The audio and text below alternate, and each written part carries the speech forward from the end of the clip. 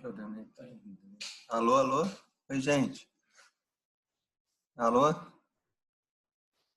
Alô? professor. Tá ouvindo? Sim. Então a gente vai continuar, tá? Bom, o Norival Júnior falou de infecções, né? Vamos falar um pouquinho de pé torto e escoliose, né? Que são deformidades importantes dentro da ortopedia, né? Vai cair na prova, né? Essa parte de ortopedia toda vai cair na prova do segundo módulo. Acho que vai ser daqui a 15 dias, não é isso? Então vamos lá.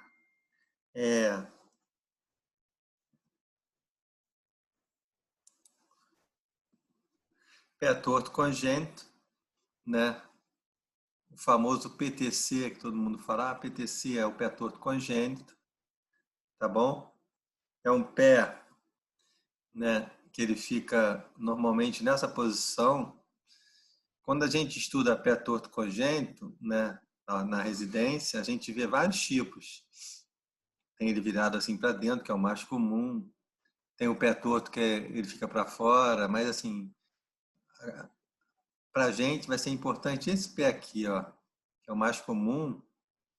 Ele é mais cobrado, é o equino cavo varo, supinado, né? Equino cavo varo, esse aqui, ó. Pé equino, cavo e varo. Ele é muito frequente na ortopedia pediátrica, né?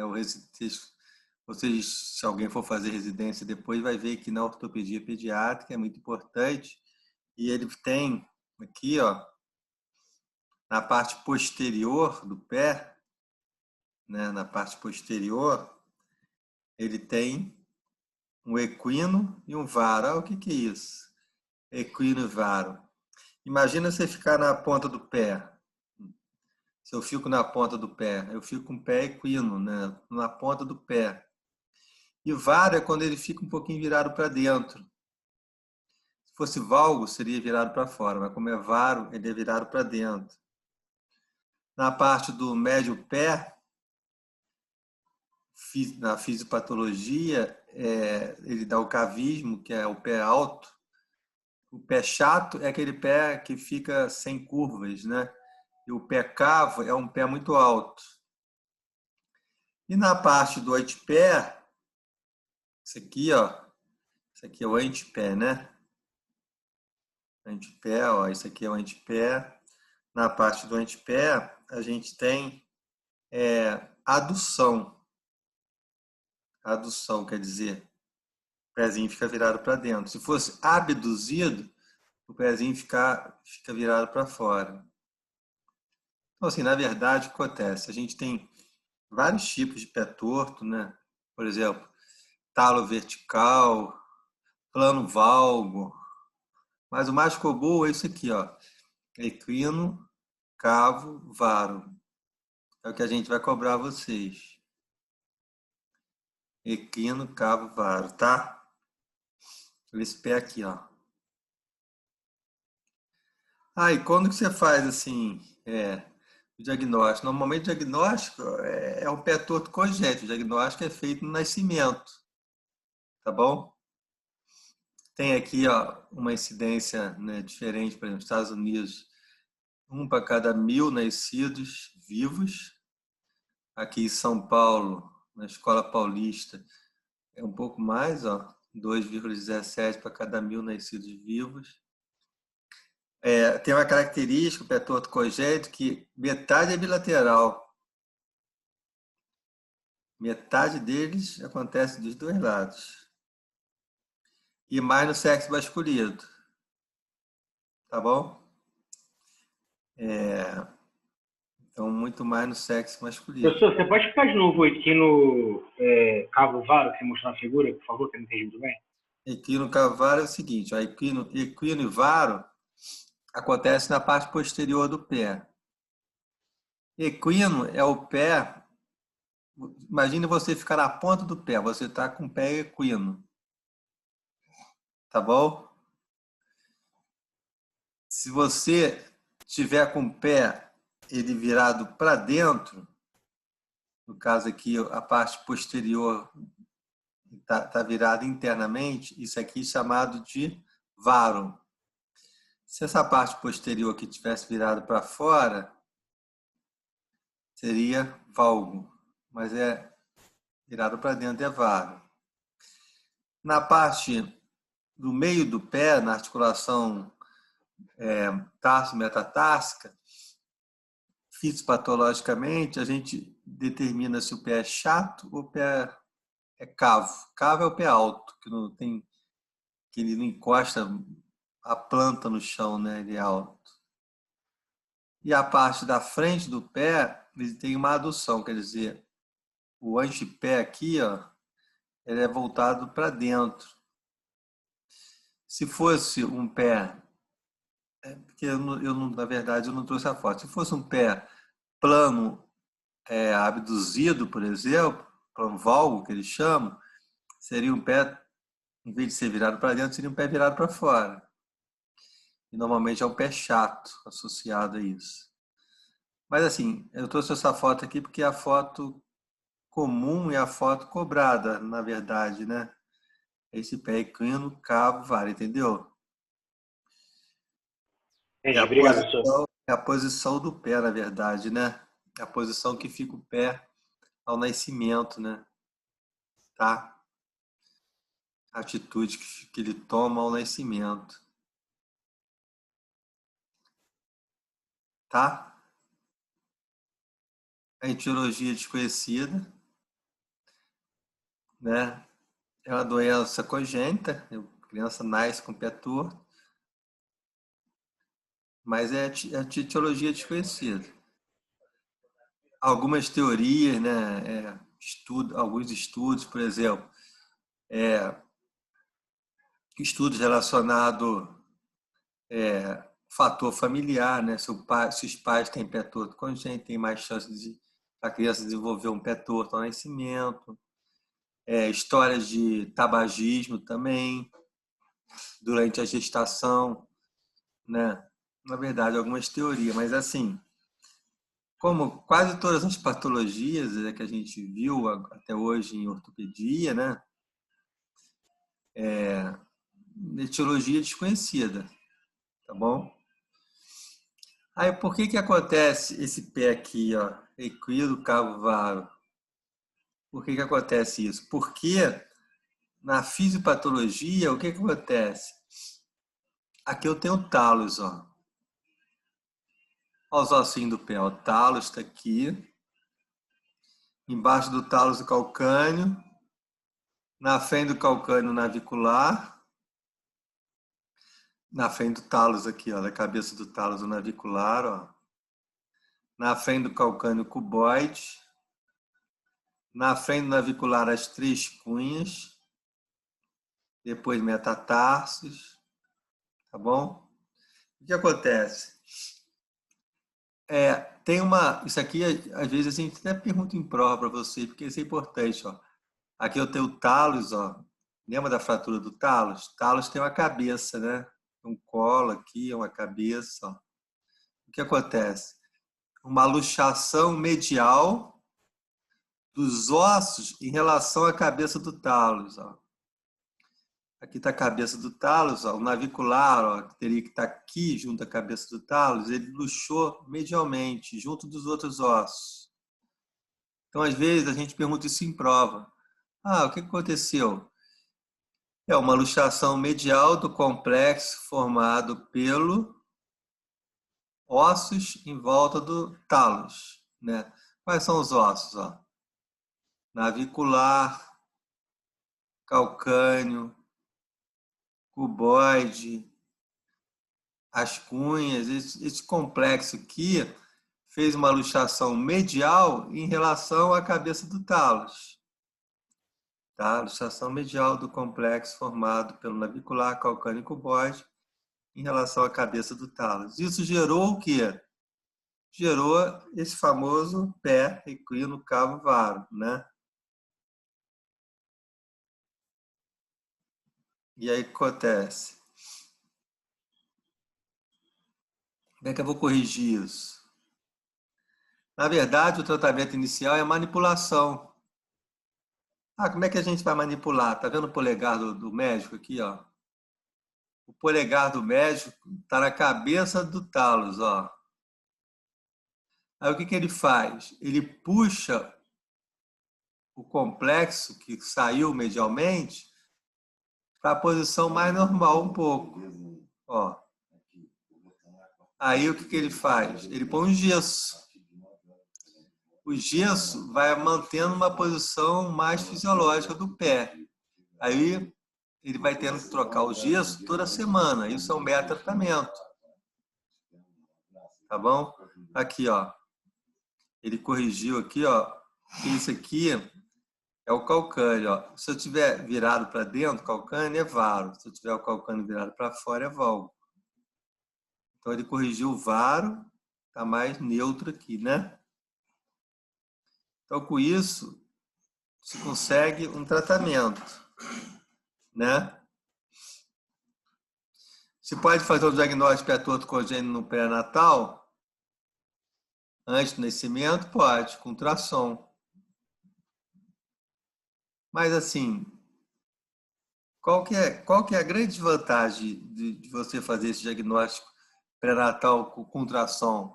A grande vantagem é o estresse, né? Pensa bem, a mãe, ela já vai ficar sabendo que vai gerar um filho com pé torto congênito, além de ter falso positivo, né? É igual sexo. Às vezes o sexo, né, pré-gestacional dá algum falso positivo ou negativo, dá algum falso, né, em relação ao sexo. Então essa é uma desvantagem importante. E uma vantagem. A vantagem é que, às vezes, o que acontece? O pé torto congênito, ele vem associado a algumas síndromes. Então, às vezes, não é uma deformidade isolada. Tá bom? A verdade é que o ultrassom, ó, aumentou aqui, ó. Ele tá vendo perna aqui, ó. Ó, isso aqui é a perna. Aqui o pé, ó. É o pé aqui, ó. Então, com isso, ele está estudando aqui a perna de um feto, né? Então, às vezes, a doença, ela vem... Normalmente, o pé torto congênito, ele é de etiologia desconhecida, ele é idiopático. E, normalmente, é isolado mesmo. Mas ele pode ser associado, por exemplo, artrogripose, uma doença que gera alterações em várias articulações, várias. Mialomeningocele, né? Alterações neurológicas também pode ter, né?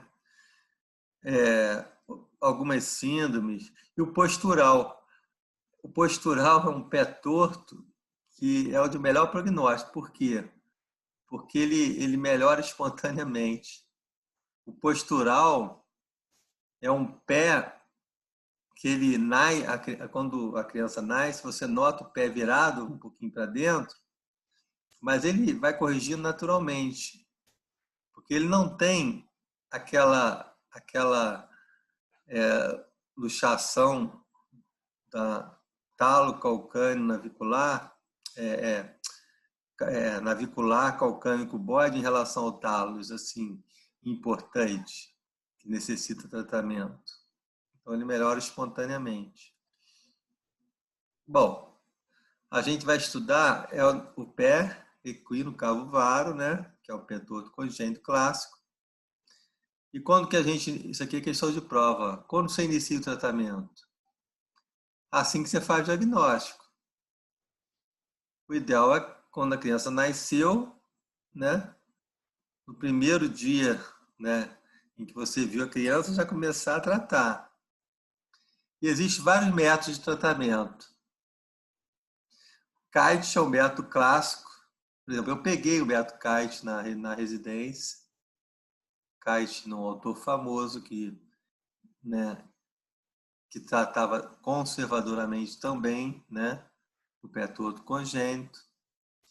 O método funcional é um método com fisioterapia, um método francês que não é muito usado, e hoje cai na prova sempre, é usado o método de Ponseti. Então, o pé torto congênito ele tem um início de tratamento assim que você faz o diagnóstico, né? E o método de Ponseti. O que é o método de Ponseti? É simplesmente manipulação gesso, né? Então, o kite, isso aqui a gente não vai cobrar, mas assim, ele também usou gesso, né? E manipulações, tá? Funcional usa muita fisioterapia, né? Eles usam tiras adesivas, é muito discutido isso. E o método que vocês vão ter que saber é esse aqui, ó, Ponseti. O que é isso? Ó? Manipula o pé e faz o que? Uma imobilização que vai da coxa ao pé toda semana. Por que manipula o pé? Manipula o pé por causa daquilo que vocês viram. Ó. Manipula o pé para vocês conseguirem ó, botar o polegar aqui ó, e tentar botar o pé na posição mais anatômica. Ó, faz o apoio com o polegar ó, e traz o pé para a posição que está virado para dentro, né? Traz o pé numa posição mais anatômica, tá bom? Então, isso que se faz toda semana, né? Aí depois se coloca um gesso mantendo, que vai dar coxa ao pé, tá? É assim, ó.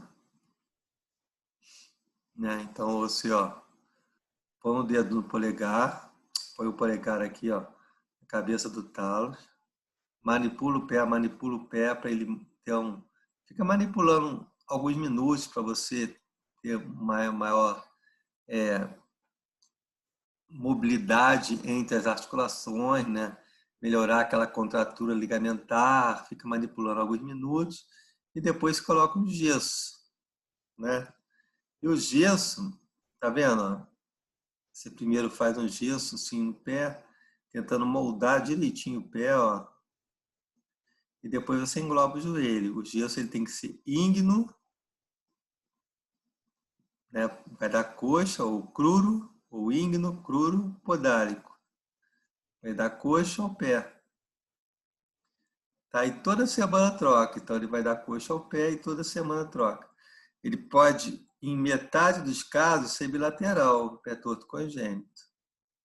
Conforme aqui está. Aí quando você faz isso, questão de prova, ó, você faz isso por 8 semanas. Ó, são 8 semanas, 2 meses.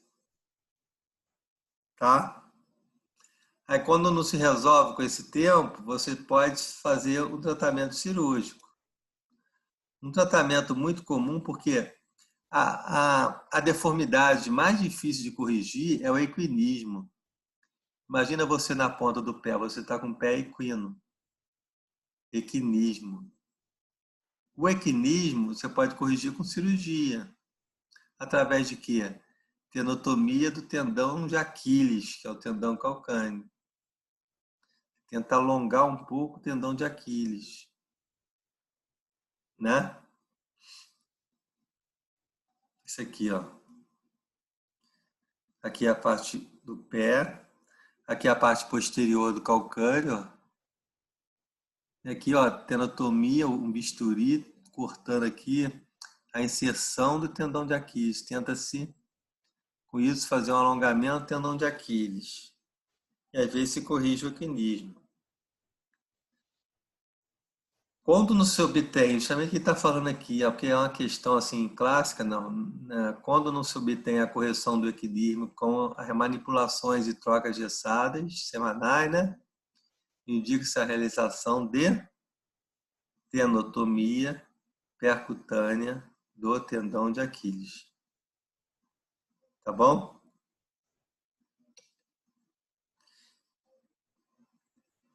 Tá?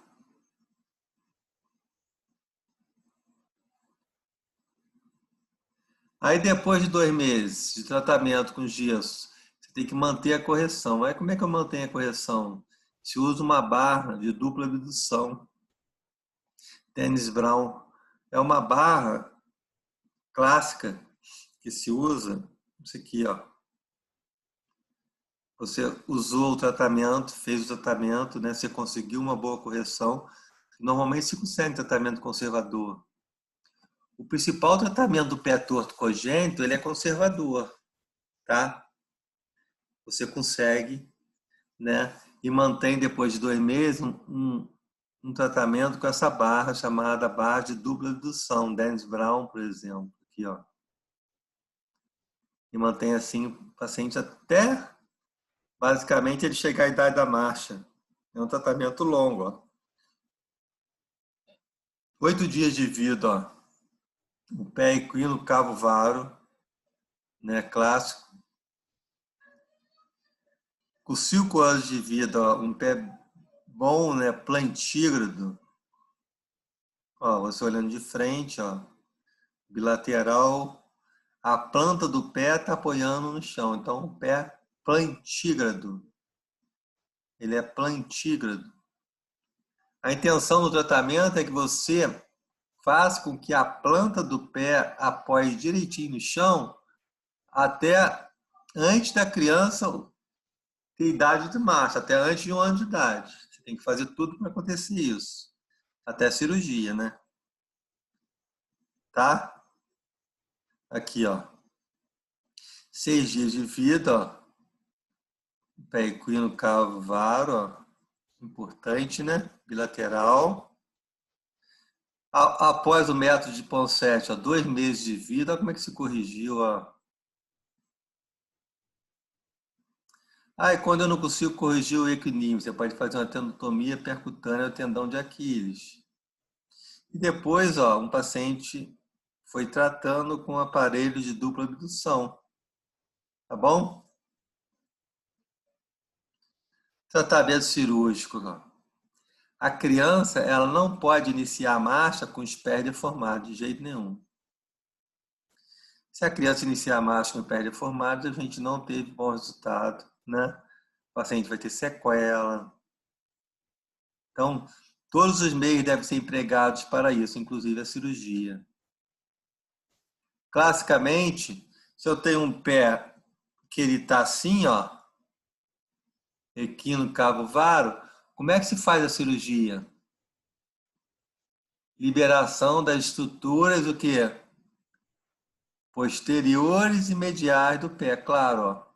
Se ele está virado para dentro assim, a cirurgia eu tenho que fazer o quê? Liberar estruturas posteriores e mediais do pé. Tá bom? Liberação posterior e medial do pé. Tem vários e vários tipos de cirurgia, por exemplo, Cincinnati. Ninguém vai cobrar nome de autor, né? Por exemplo, Cincinnati é um italiano que desenvolveu uma técnica própria de liberação posterior e medial das estruturas do pé. Foi um italiano importante aqui na cirurgia do pé torto congênito, tá? Incisão dele, ó, é uma incisão autor clássico, então, né? A incisão dele começou aqui, ó, na parte posterior do pé. E a incisão, ela vai ter que ser aumentada em direção medial ao pé, porque você quer liberar também estruturas mediais do pé. Tá, aqui está mostrando o tendão de Aquiles, né? Mas assim, então o que você quer fazer, ó? A incisão começa aqui, ó, na parte posterior, né?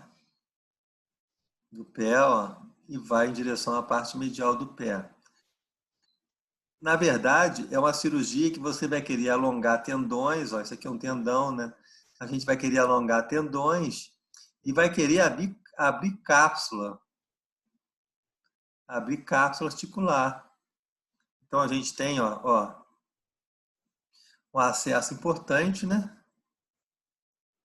Tem que ser um acesso amplo. Aqui, por exemplo, ó, só para exemplificar isso aqui, ó, aqui está o feixe vasto nervoso, né, que foi dissecado. Isso aqui, ó, é o tendão, olha o hálux aqui. É o flexor longo do hálux. O que aconteceu aqui, ó? Esse tendão, ele vai ter que ser alongado. como todos os tendões posteriores e mediais vão ter que ser alongados, né? Senão a gente não vai conseguir um resultado. Outra coisa que a gente vai ter que fazer com frequência nesse tipo de cirurgia é liberar a articulação. Ó. A cápsula articular é uma cápsula que fica, às vezes, contraturada. Ela fica encurtada, então, às vezes, a gente tem que liberar a cápsula. Aqui, por exemplo, você vê um pedacinho da tíbia, aqui vocês veem um pedacinho do talos, mas assim, o que aconteceu aqui na parte posterior? A cápsula foi liberada. Então, a cirurgia do pé torto congênito, ela envolve muito tendões e envolve muita cápsula, né? Para você conseguir um bom resultado. Tá bom? Tá bom, gente? Estão ouvindo?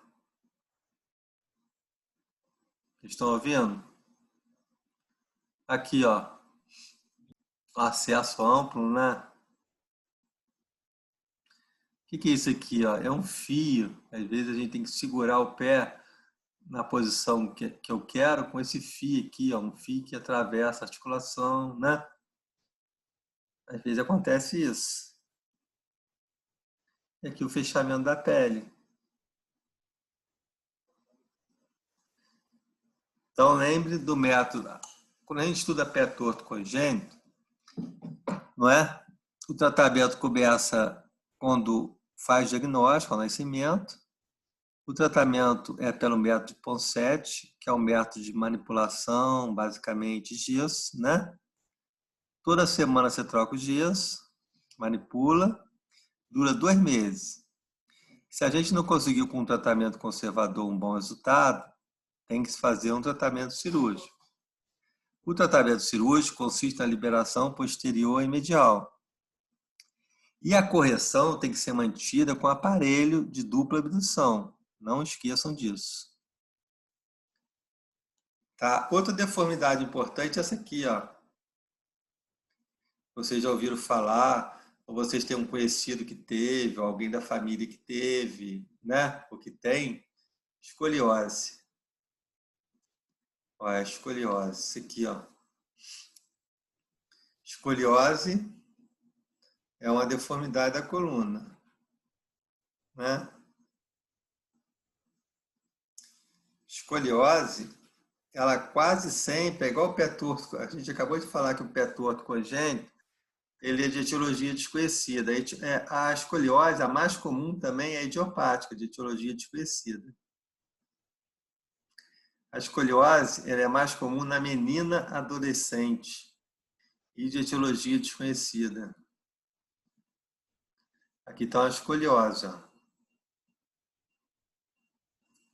Você vê que isso aqui é uma escoliose grave, né?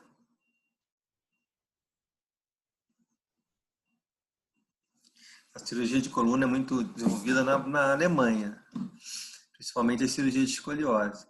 A escoliose é uma deformidade tridimensional. Tridimensional. Mas, assim, a gente normalmente faz diagnóstico de escoliose olhando o paciente em que plano? Como é que você faz diagnóstico de escoliose? Olhando o paciente o quê? Uma visão o quê? Por exemplo, aqui uma escoliose, ó. Você está vendo um raio-x numa visão o quê? Frontal, não é? Você está vendo um raio-x, né? Uma pessoa assim, de frente, digamos assim, uma visão frontal. Aí você faz diagnóstico de escoliose.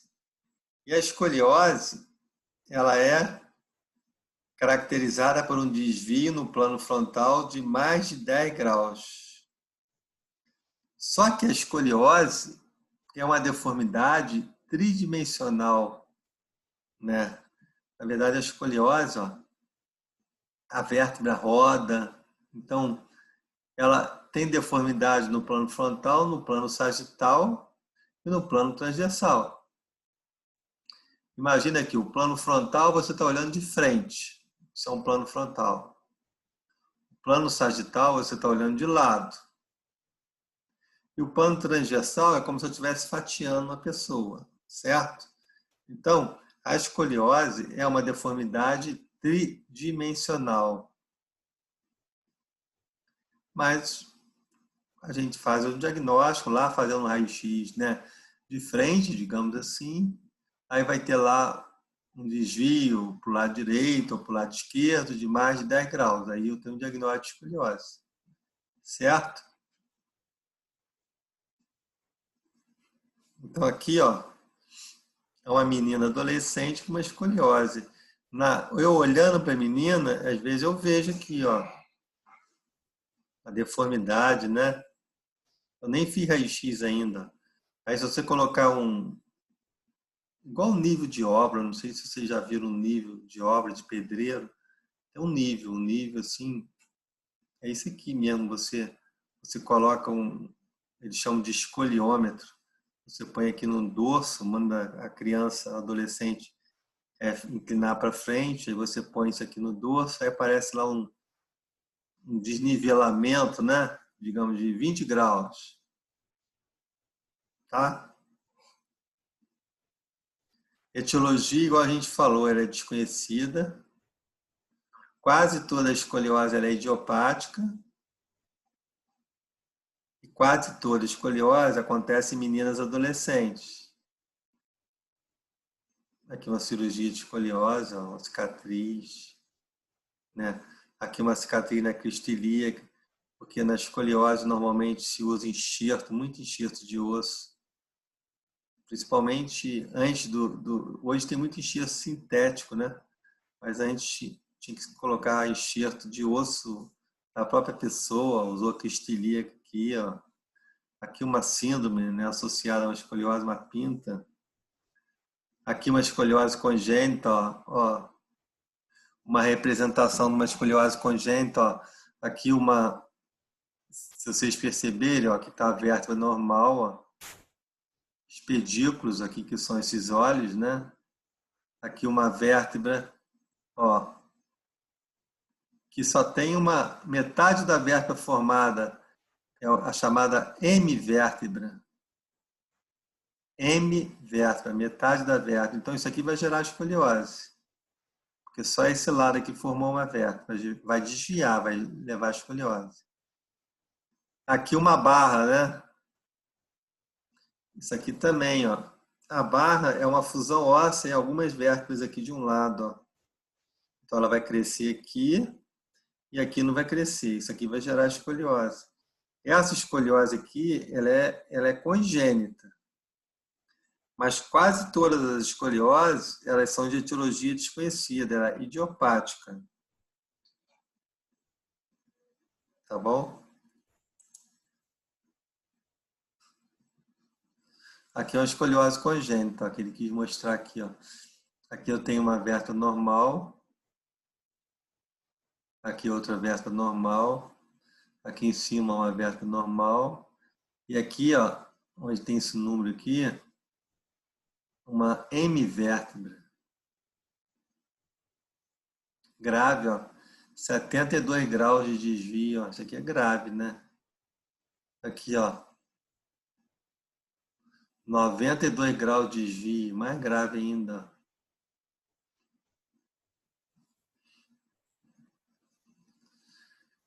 Aí, como é que a gente localiza a escoliose? Por exemplo, eu tenho aqui uma escoliose, ó. Aqui está a crista ilíaca, né? Parte posterior. Aqui está a escoliose, a coluna, né? O desvio, ó. Ah, como é que eu localizo, então? Ela pode ser de acordo com a anatomia mesma.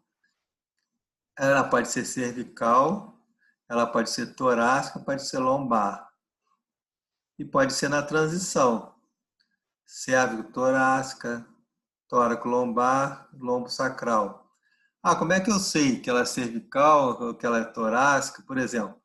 Eu sei por causa do ápice da curva. Se o ápice da curva estiver no meio da coluna cervical, ela é uma escoliose cervical. Tá? Ah, o que é o ápice da curva? O ápice da curva é isso aqui, ó. Eu tenho aqui, ó, se eu for acompanhar essa escoliose aqui, ó, eu tenho uma curva. O máximo da curva está aqui, ó.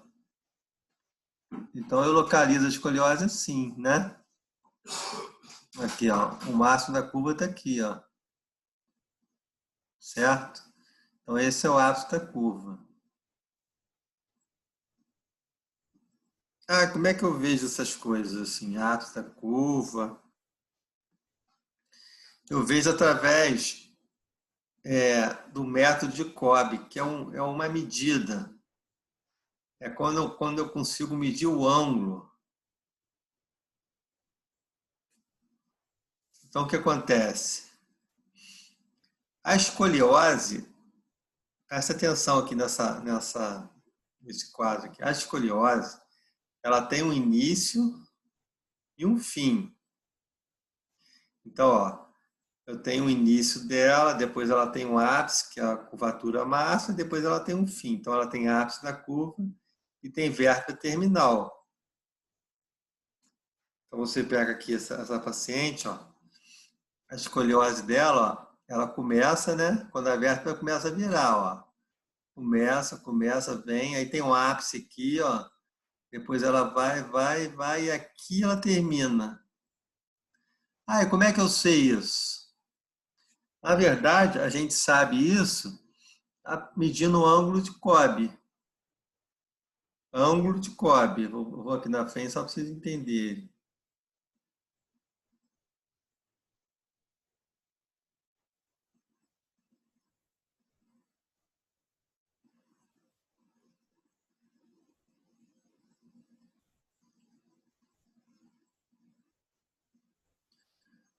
Vou voltar depois, tá? Isso aqui que eu estou vendo aqui é uma escoliose. Isso aqui é o ângulo de Cobb, tá? Essa escoliose aqui, por exemplo, olha só para vocês terem uma noção. Ó. L5, L4, L3, L2, L1, T12. O ápice da curva dela é em T12. Então, é uma escoliose tóraco-lombar. Ela está na transição tóraco-lombar. O ápice da curva é T12. Certo?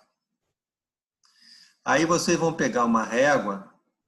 Claro que a gente não vai mandar vocês medirem uma escoliose numa prova. Mas, por exemplo, vocês vão pegar uma régua. Essa vértebra aqui está normal. Essa vértebra aqui começou a inclinar. Então, eu vou passar uma linha tangenciando a parte superior dela. Ó, uma linha tangenciando. Vocês estão me ouvindo? Estão me ouvindo, gente? Tangenciando a parte superior dela. Ó. Tá? Aí você continua aqui, ó. Acompanhando a escoliose. Isso aqui é um raio-x, né? Aí você tem o ápice da curva, vai vindo, vai vindo, vai vindo. Aí você vê que essa aqui, ó, tá normal e essa aqui ainda está inclinada. Aí você passa aqui no final da curva, final da escoliose aqui, ó, você passa uma linha tangenciando a parte inferior dessa vértebra aqui, a última vértebra inclinada aqui, ó. Essas linhas, evidentemente, você não vai encontrar a linha lá longe do filme de raio-x. Você vai ter que transferir, ó. Você vem aqui, ó, pega um transferidor, uma régua, usa 90 graus aqui, ó, transfere essa linha.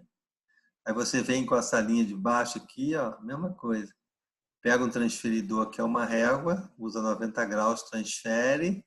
E esse ângulo aqui, ó, é o ângulo de Cobb, é o ângulo da escoliose, isso aqui, ó. Esse resultado aqui é o ângulo da escoliose, que seria esse ângulo aqui, ó. Né? Seria esse ângulo aqui, né? Ele transferiu e aqui está o ângulo de Cobb. Tá? Então, a escoliose ela é medida pelo ângulo de Cobb.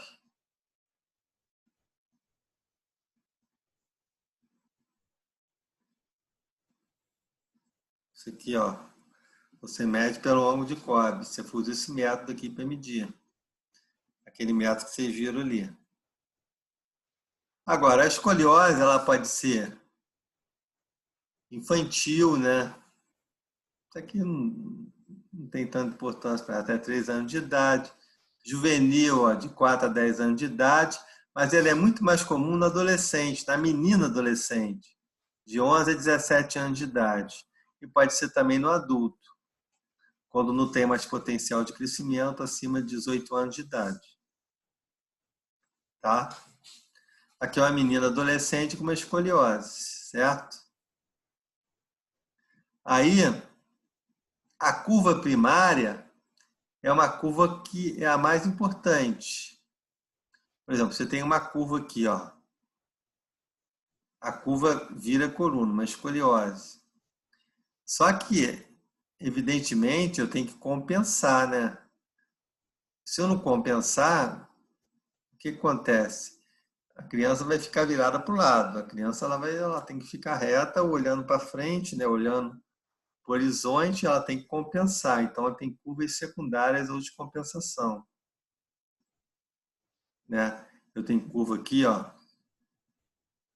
primária,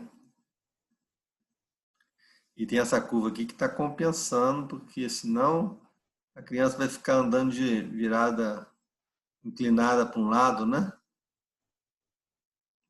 Então, assim, quando eu faço um raio-x, esse aqui é um raio-x panorâmico de coluna, ó, em AP, né? Normalmente é em PA que se faz até, de rotina. Toda escoliose ela é estudada com raio-x panorâmico de coluna vertebral, desde a base do crânio até a bacia, em PA. Quer dizer, o peito do paciente fica no filme, PA. Então, você estuda a escoliose assim. Aí você verifica se tem um desvio, né, no plano frontal maior que 10 graus. Aí você faz diagnóstico de escoliose. A curva primária é a curva principal. Só que a pessoa, quando faz uma escoliose, ela faz curvas secundárias, porque senão ela vai ficar com o tronco inclinado para o lado direito ou para o lado esquerdo, né? Aí, como é que eu vou saber o que é curva primária e o que é curva secundária? Se faz raio-x inclinando, se sabe assim, ó, o que acontece? A pessoa faz um raio-x panorâmico de coluna, inclinando para o lado direito, esquerdo, inclinando para o lado do direito. Por que ele faz isso? Para ver qual curva que é primária e qual curva que é secundária. Porque quando inclina para o lado direito ou para o lado esquerdo, as curvas secundárias somem. Só vai ficar a curva primária.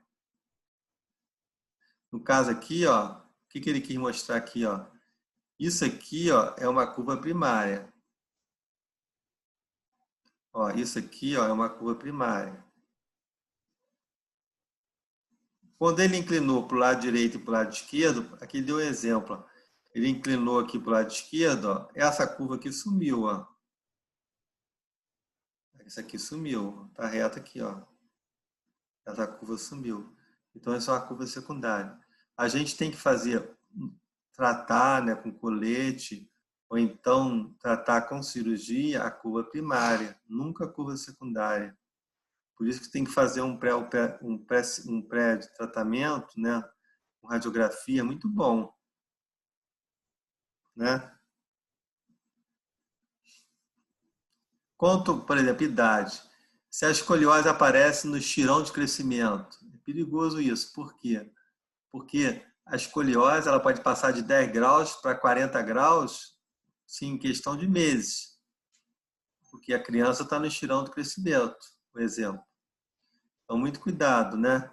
Então, presença de menarca nas meninas, quer dizer que ela vai crescer muito. São os sinais de puberdade, tem que tomar cuidado com isso. A mãe com escoliose e a filha com escoliose, né? Você vê no raio-x normalmente em PA. Aqui, ó.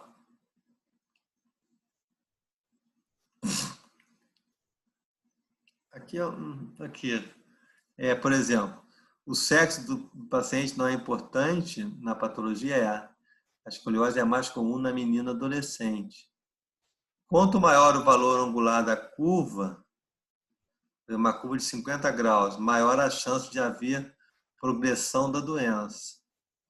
Assim como Quanto maior o potencial de crescimento do paciente, maior será a chance de progressão da curva, né? Se a criança está na puberdade, ela vai crescer muito e tem mais chance de aumentar a curva. As curvaturas de localização torácica têm menor progressão do que as da região lombar? Não, isso aqui, assim, normalmente as curvas torácicas têm maior progressão. Na verdade, isso aqui, ó, só isso aqui que está certo, a 2. Quanto maior o valor angular da curva, maior a chance de progressão da escoliose. E quanto maior o potencial de crescimento, né, daquela pessoa, mais chance também tem da escoliose aumentar muito. Tá? Então, é somente essa que está certa. A gente tem sempre que ver a compensação da curva. Como é que você vê se a curva é primária ou secundária quando você faz um raio-x com um paciente de posterior para anterior, inclinando para o lado direito e inclinando para o lado esquerdo. Assim a gente vai saber se a curva é primária ou secundária. Tem que ver antes da cirurgia, por exemplo, se a paciente tem alguma lesão neurológica ou não, né?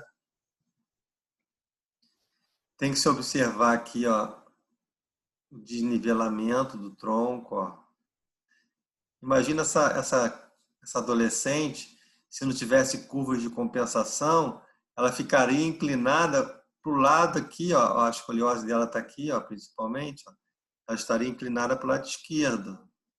Uma coisa que tem que observar se a perna está do mesmo tamanho ou se tem uma perna menor que a outra. Se tiver uma perna menor que a outra, ela pode ter uma curvatura da coluna, porque uma perna é menor que a outra, né?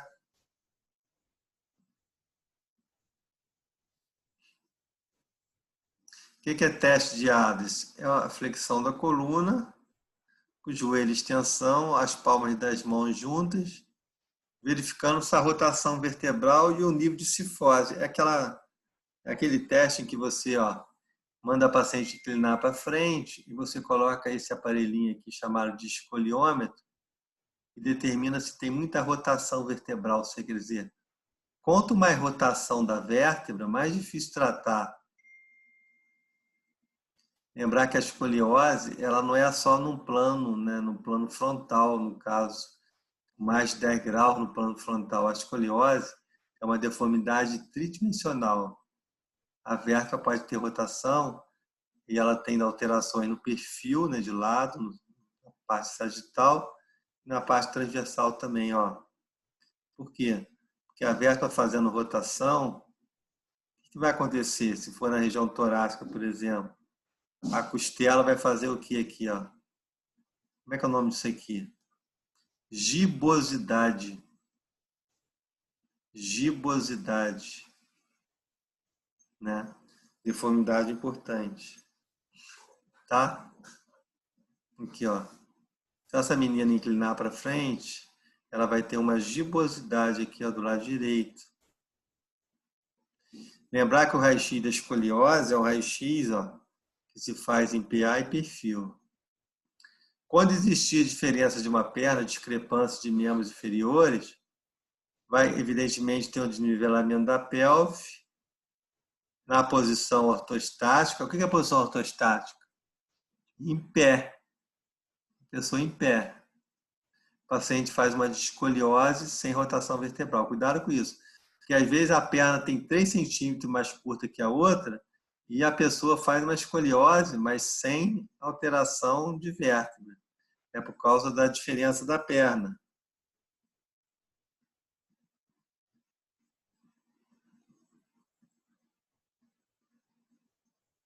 Ó, as seguintes afirmativas em relação ao aspecto clínico da escoliose. Idiopática, a escoliose mais comum é a escoliose idiopática do adolescente. Qual que é incorreto? Na avaliação clínica é necessário considerar o desnivelamento dos ombros, as assimetrias da cintura pélvica e, muito em especial, o aparecimento da gibosidade costal, que é aquela rotação da vértebra. Deformidade que está relacionada com o desvio lateral da coluna e a sua associação com a rotação do eixo vertebral. Na medida que aumenta o valor angular da curva, a giba tende a ser mais acentuada e, por esse motivo, é um sinal clínico importante na detecção precoce da escoliose. A curvatura ao nível da região torácica pode comprometer a função respiratória e muito, especialmente quando a deformidade é grave, em geral acima de 80 graus de ângulo. Tá? A escoliose idiopática adolescente é de instalação lenta e gradativa durante o crescimento vertebral e, sendo assim, o comprometimento neurológico é bastante frequente? Não. Errado. Aqui, a escoliose idiopática adolescente é de instalação lenta e gradativa durante o crescimento vertebral e, sendo assim, comprometimento neurológico é raro na história natural da escoliose, tá? Essa aqui que tá errado, ó. Raramente a gente tem comprometimento neurológico.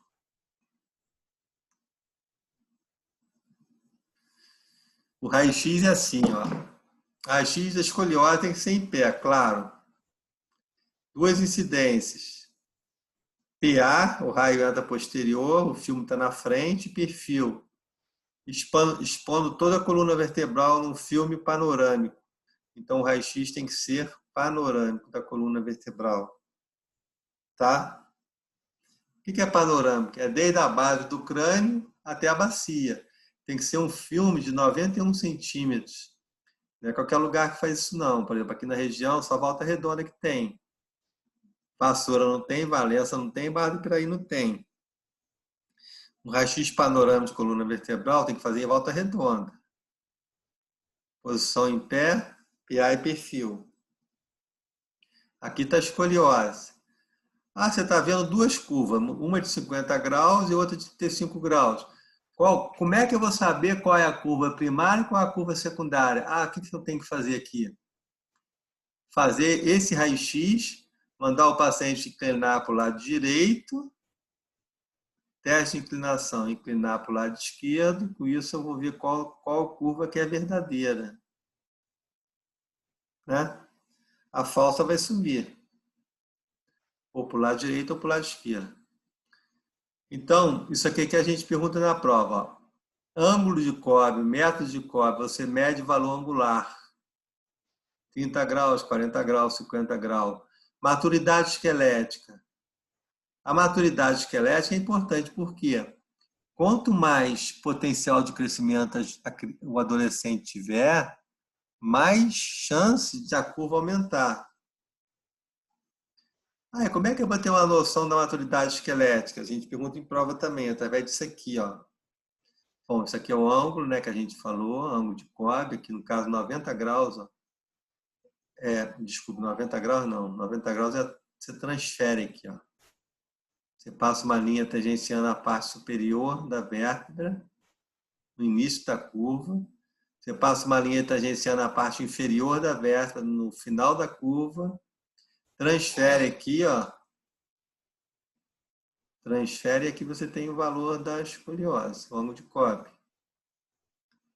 Tá?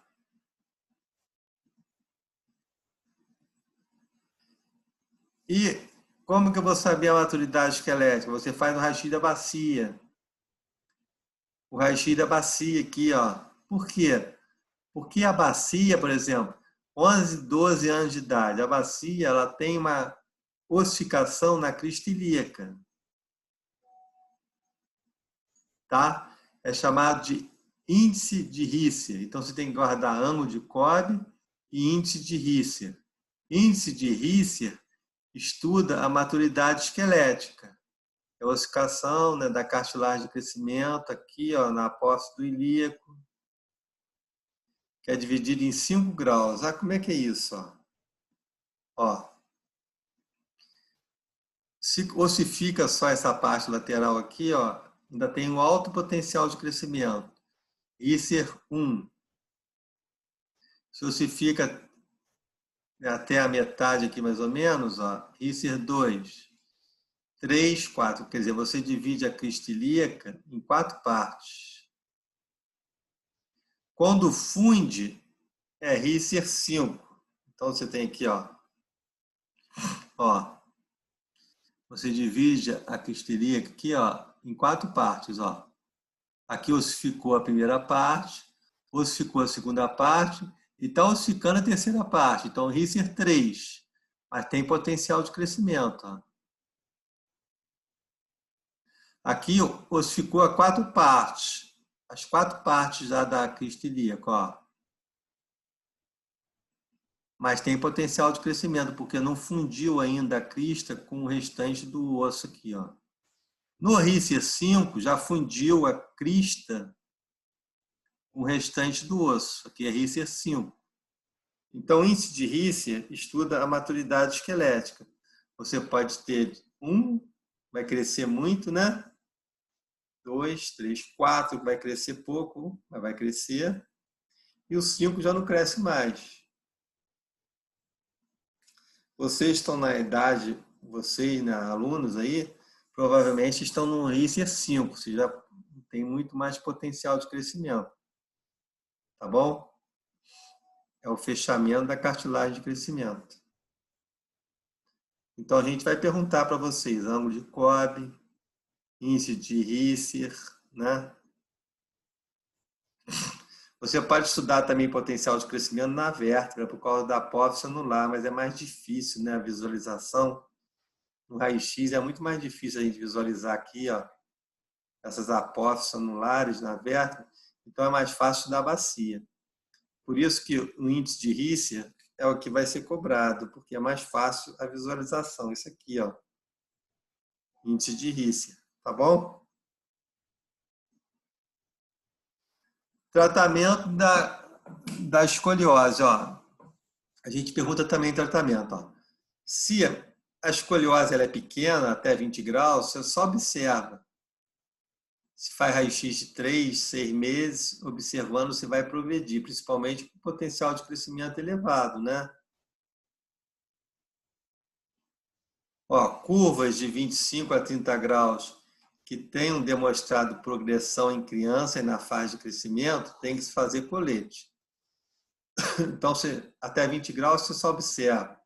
Passou de 20 graus, mas não é uma escoliose importante, tem que usar colete. Tem vários tipos de colete. Qual que é o colete mais clássico que tem? Esse aqui, ó. Milwaukee. É esse colete aqui, ó.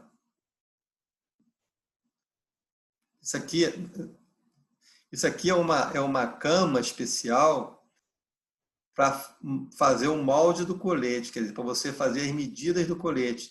Isso aqui, na verdade, a criança, por exemplo, um adolescente de 13 anos de idade, ela vai tratar com colete.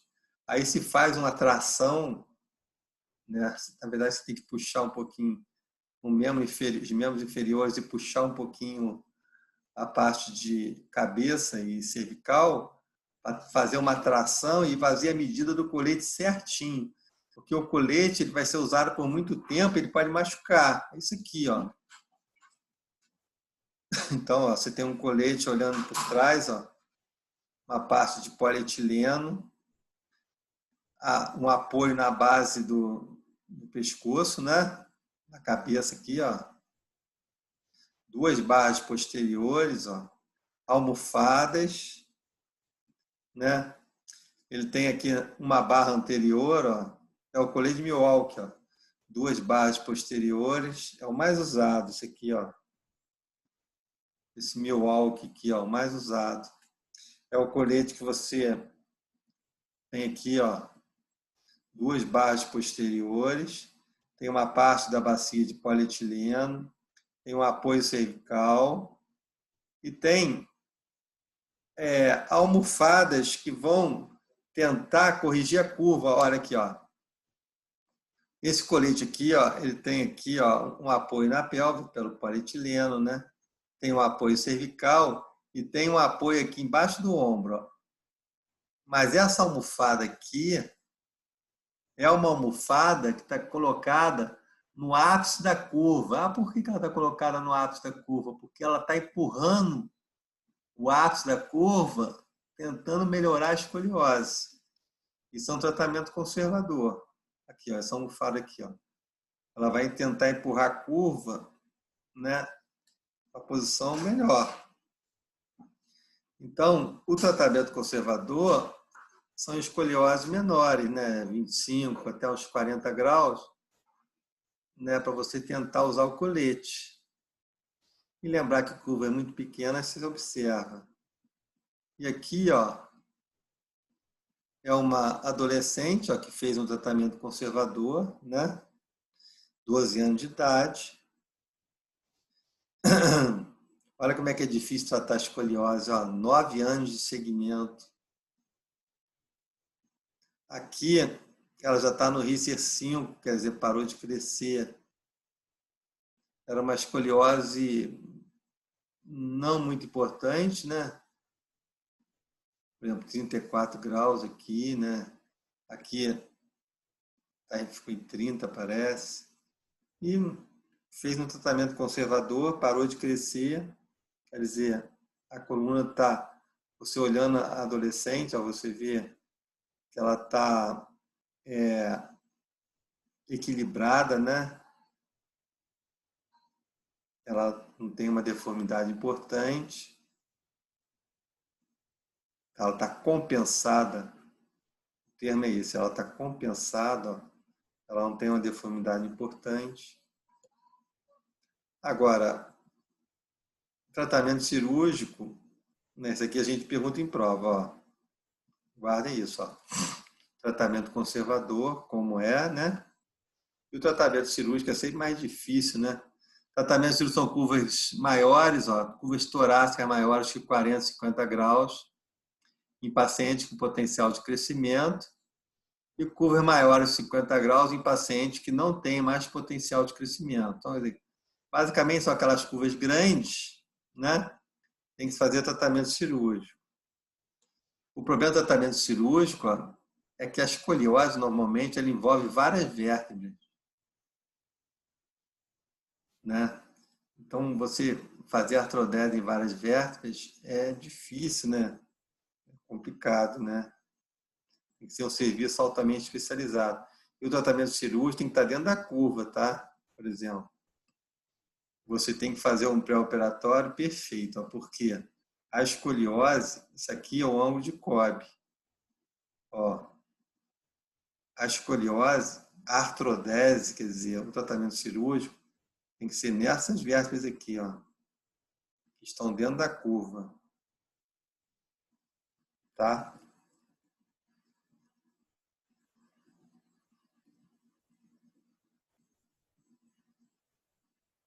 Olha o acesso posterior enorme. Às vezes tem acesso anterior também. Tratar a escoliose é complicado. Normalmente o parafuso ele passa aqui, ó. Aqui está o canal medular, ele passa no pedículo aqui, ó.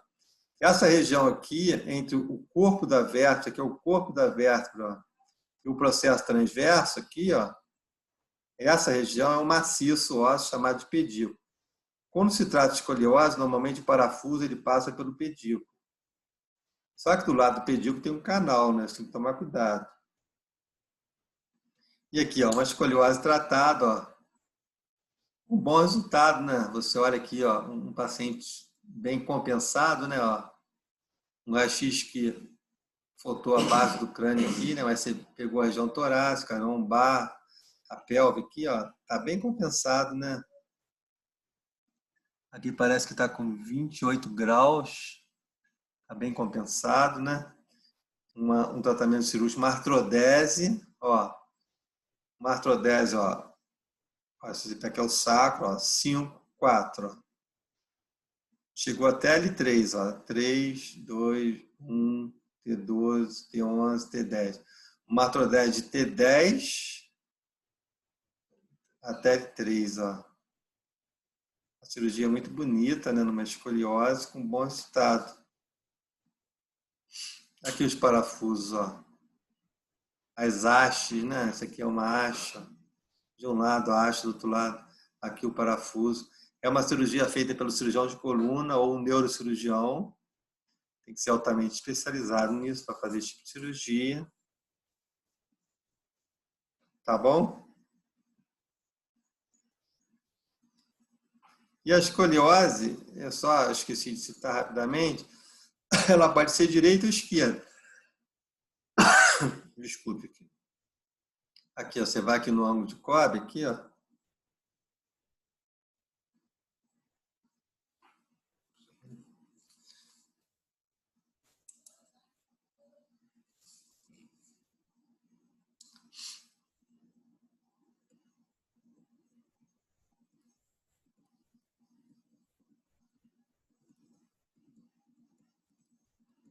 Aqui, vai aqui, ó, por exemplo. Esse raio-x aqui é em PA. Isso aqui é o lado direito, isso aqui é o lado esquerdo. Isso aqui, ó, é o lado direito, isso aqui é o lado esquerdo. Por quê? É porque o raio-x ele é feito em PA, quer dizer, o peito da paciente encosta no filme, tá? Então, essa curva aqui, ó, é uma curva, né? Se você for classificar essa escoliose, a gente até nem costuma perguntar isso, só para vocês entenderem. O ápice da curva está aqui, ó, em T12, ó. 5, 4, 3, 2, 1, aqui T12. Então, a escoliose, o quê? Tóraco-lombar. Por quê? O ápice da curva está na transição tóraco-lombar. Escoliose, tóraco-lombar. Ela é direita ou ela é esquerda? Você vê o quê? A convexidade. Por quê? Porque na escoliose a gente trata a convexidade. Então, por exemplo, você trata isso aqui, ó. Então, é uma escoliose que é destro-convexa. Por quê? Ela está para o lado direito. Por que é importante saber isso? É uma escoliose tóraco-lombar destro-convexa. Eu estou falando uma escoliose tóraco-lombar destro-convexa. Por que é importante isso aqui? Qual o tratamento? Ó? No tratamento conservador, por exemplo, a almofada ela tem que estar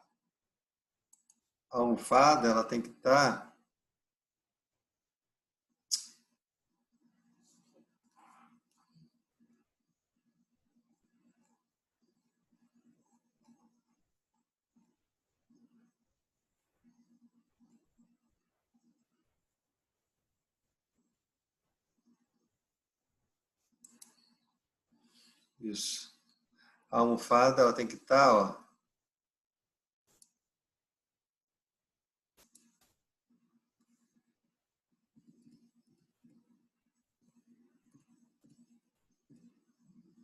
ó.